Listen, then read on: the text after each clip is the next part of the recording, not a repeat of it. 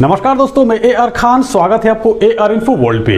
दोस्तों करीब 2 साल पहले बाइनरी प्लान पे मैंने एक वीडियो बनाया था कि बाइनरी प्लान कैसे काम करते हैं, डिस्ट्रीब्यूशन कैसे होते हैं, कैपिंग क्यों लगाए जाते हैं।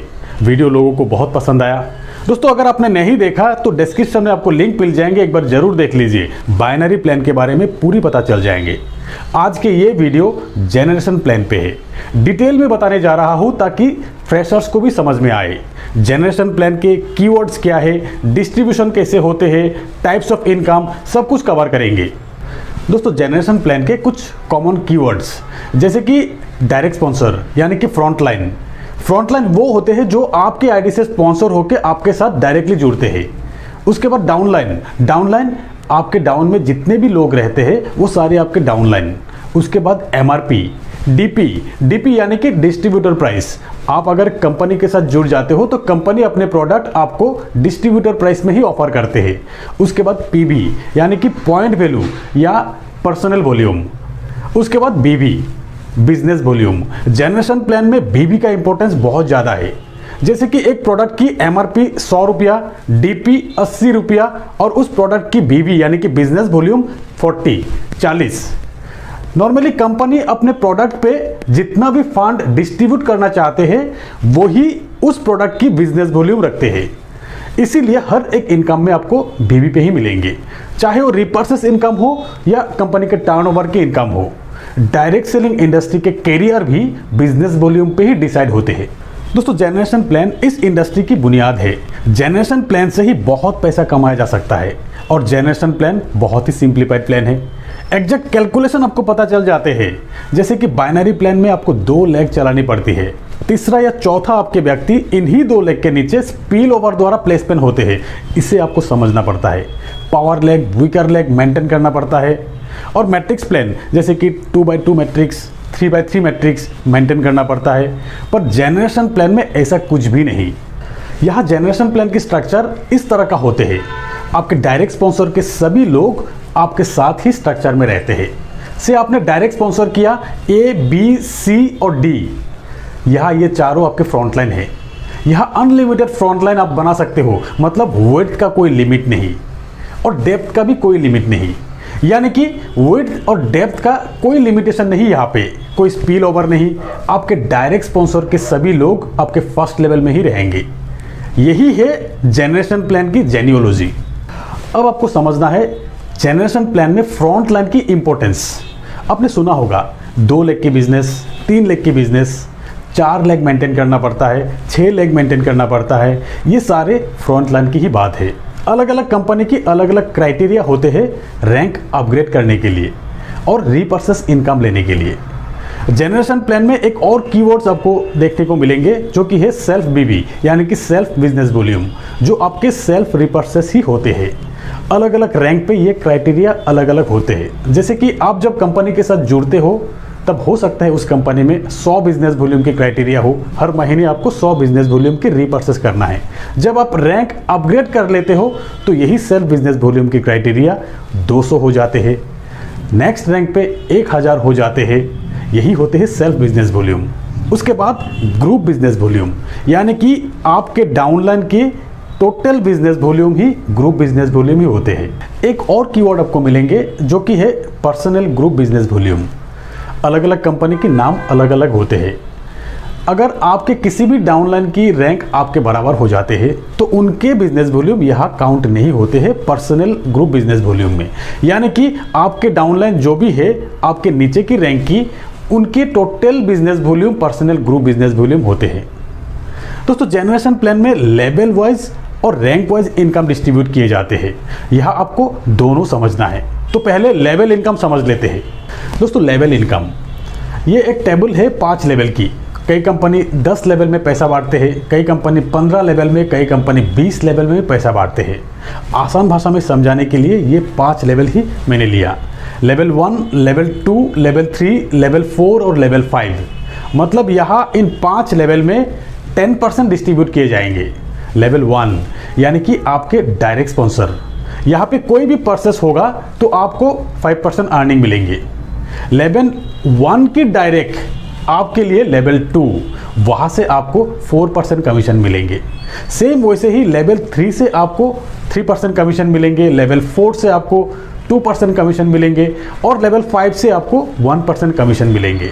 ऐसे ही 10% इस 5 लेवल में डिस्ट्रीब्यूट किए जाएंगे। अगर लेवल 5 के कोई डायरेक्ट बंदा आ जाते हैं, वो होगा आपके लिए 6 लेवल। यहाँ से आपको कुछ नहीं मिलेंगे क्योंकि ये प्लान 5 लेवल की ही है। दोस्तों, लेवल इनकम प्लान इतना सिंपल प्लान है कि अनपढ़ लोग भी समझ लेते हैं। यहाँ लोगों को एक सर्टेन लेवल तक ही इनकम मिलते हैं। आपके 5वीं लेवल तक लोग जो भी परचेस करेंगे वहाँ से आपको लेवल वाइज इनकम मिलते रहेंगे। अगर 6 लेवल में कोई परचेस किया तो वहाँ से आपको कुछ नहीं मिलेंगे। तो कहीं ना कहीं लेवल इनकम तक एक लिमिटेड इनकम ही है। डेप्थ तक अपलाइन द्वारा सपोर्ट मिलने की उम्मीद नहीं है, क्योंकि जहाँ तक उनको इनकम मिलेंगे वहीं तक ही सपोर्ट करेंगे। और इसीलिए कंपनी जनरेशन प्लान में लेवल इनकम के साथ रैंक इनकम भी रखते हैं। रैंक इनकम स्पेशली बड़े लेवल के लीडर के लिए है। बड़े लेवल के लीडर के लिए बनाया गया है, बड़े लेवल के इनकम लेने के लिए, जो कि स्ट्रेटेजी के लिए काम करके अपना इनकम बड़ा करते हैं। कंपनी की टर्नओवर से इनकम लेने का ये एक तरीका है। तो इजी वे में रैंक इनकम समझने के लिए आप ये टेबल पे गौर कीजिएगा। इस टेबल में मैंने 5 रैंक दिखाया, रैंक 1, रैंक 2, रैंक 3, रैंक 4 और रैंक 5। अलग अलग कंपनी की ये रैंक के नाम भी अलग अलग होते हैं। कहीं पे सिल्वर, गोल्ड, रूबी, कहीं पे मैनेजर, सीनियर मैनेजर, इस तरह का होते हैं।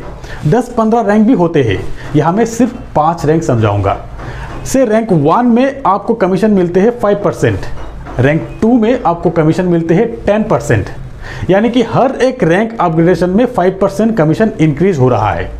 जैसे कि रैंक 3 पे 15%, रैंक 4 पे 20%, रैंक 5 पे 25%। तो ये सभी रैंक के कमीशन अगर आप जोड़ देंगे तो टोटल 75 होते हैं। तो क्या रैंक कमीशन 75% डिस्ट्रीब्यूट होगा यहाँ पे इस टेबल के मुताबिक? नहीं दोस्तों, यहाँ इस स्ट्रक्चर में टोटल 25% ही बांटे जाएंगे। कैसे, मैं बताता हूँ।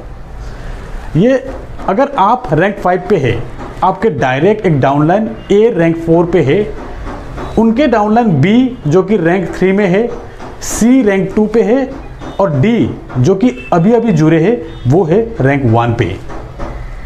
अगर डी के किसी भी एक परचेस होते हैं तो वहाँ से डी को, यानी कि उनको खुद को सेल्फ रिपर्चेस के कारण 5% ही मिलेंगे और डी से सी को मिलेंगे 5%, क्योंकि सी रैंक 2 पे है। रैंक 2 पे 10% मिलने वाला था, 10 और 5 में गैप है 5%। और सी से बी को भी 5% मिलेंगे, बी से ए को भी 5% मिलेंगे और ए से आपको भी 5% ही मिलेंगे। हर किसी के गैप 5% है यहाँ पर। तो एक परचेस डीप अगर करते हैं तो हर किसी को 5% ही इनकम मिलेंगे इस स्ट्रक्चर के अनुसार। मतलब टोटल 25% ही डिस्ट्रीब्यूट हो रहा है यहाँ पे। दोस्तों, एक और स्ट्रक्चर से आपको पूरी पता चल जाएंगे, आपको पूरी समझ में आ जाएंगे। से आप रैंक 5 में हैं और आपके 4 फ्रंटलाइन हैं। ए जस्ट जुड़े हैं आपके साथ, रैंक 1 में है, यानी कि 5% क्राइटेरिया में है। और बी कुछ काम करके अपना रैंक अपग्रेड कर लिया, रैंक 2 में है। सी रैंक 3 पे है और डी जो कि आपके रैंक के बराबर है, रैंक 5 में है। ऐसी सिचुएशन में ए की किसी परचेस पे ए को मिलते हैं 5% कमीशन और आपको मिलते हैं 20% कमीशन, क्योंकि आप और ए के बीच में गैप 20% का है। बी के किसी परचेस पे आपको गैप कमीशन मिलते हैं 15%, सी के किसी परचेस से आपको गैप कमीशन मिलते हैं 10% और डी के किसी परचेस से आपको नहीं मिलते हैं, क्योंकि डी के और आपके बीच में गैप है ही नहीं, आप दोनों के रैंक बराबर का है। तो रैंक अपग्रेडेशन पे अलग अलग कंपनी के अलग अलग क्राइटेरिया होते हैं। बहुत सारे स्ट्रक्चर में आप ये भी देख पाएंगे कि डाउनलाइन की रैंक अपलाइन से बड़ा होते हैं। इसीलिए जनरेशन प्लान को टोटली वर्किंग प्लान कहा जाते हैं। जो ज़्यादा काम करेंगे उनका रैंक जल्दी अपग्रेड होते रहेंगे, चाहे आप किसी के डाउन में क्यों ना हो। तो जनरेशन प्लान में कौन आगे आए हैं कौन पीछे आए हैं उससे कोई फर्क नहीं पड़ता। तो दोस्तों, ये थे परफॉर्मेंस बोनस। अब आपको समझना है कंपनी की रॉयल्टी क्या है, कंपनी की टर्नओवर की इनकम क्या है। दोस्तों, अब तक हमने देखा कि जनरेशन प्लान की परफॉर्मेंस बोनस की डिस्ट्रीब्यूशन कैसे होते हैं। जब आपके कई फ्रंटलाइन आपके रैंक के बराबर की रैंक बन जाते हैं तब आपको परफॉर्मेंस बोनस नहीं मिलते हैं, क्योंकि गैप नहीं है। अब कंपनी कुछ और रैंक आपको ऑफर करते हैं, जहां कंपनी के टर्नओवर की कुछ परसेंटेज डिस्ट्रीब्यूट किए जाते हैं। जैसे कि आपकी रैंक अगर रैंक 5 है, आपके डाउन में अगर 2 रैंक 5 आ गया तब आप बन जाते हैं रैंक 6। यहाँ आपको ग्रुप सेल से 1% या 2% बोनस भी मिल सकते हैं। कंपनी की टर्नओवर की 3% या 4% सभी R6 वालों को डिस्ट्रीब्यूट भी किए जाते हैं। इसके बाद जब भी आप नेक्स्ट रैंक तक पहुंच जाएंगे, जैसे कि आपके डाउन में अगर 2 R5 1 R6 आ जाते हैं, तब आप बन जाते हैं R7, यानी कि कंपनी की एक परसेंटेज हर R7 वालों में भी डिस्ट्रीब्यूट हो जाएंगे। ऐसे ही हर एक अपग्रेडेशन में कंपनी आपको ट्रैवल फंड ऑफर करेंगे, कंपनी आपको कार फंड देंगे, कंपनी आपको हाउस फंड देंगे, रॉयल्टी देंगे, यानी कि जनरेशन प्लान में आपकी इनकम की कोई लिमिट नहीं। इस इंडस्ट्री में जितने भी बड़े लीडर्स आप देखेंगे, हर कोई जनरेशन प्लान से ही बहुत इनकम कर रहा है। तो जनरेशन प्लान से ही आप नेटवर्क मार्केटिंग इंडस्ट्री के हीरो बन सकते हैं। यहाँ पे आपकी नज़र होनी चाहिए आपकी रैंक अपग्रेडेशन पे, ना कि सिर्फ परफॉर्मेंस बोनस पे या लेवल इनकम पे। आपकी नज़र होनी चाहिए कंपनी की टर्नओवर से इनकम कैसे लिया जाए, रॉयल्टी पे, कार फंड पे, हाउस फंड पे आपकी नज़र होनी चाहिए। तो दोस्तों ये थे जनरेशन प्लान की थोड़ी सी डिटेल्स। अगर वीडियो अच्छे लगे तो एक लाइक ज़रूर कीजिएगा और अपने दोस्तों के साथ शेयर भी कीजिएगा। तो आज बस इतना ही, मिलते हैं मेरे अगले वीडियो में, तब तक के लिए बाय।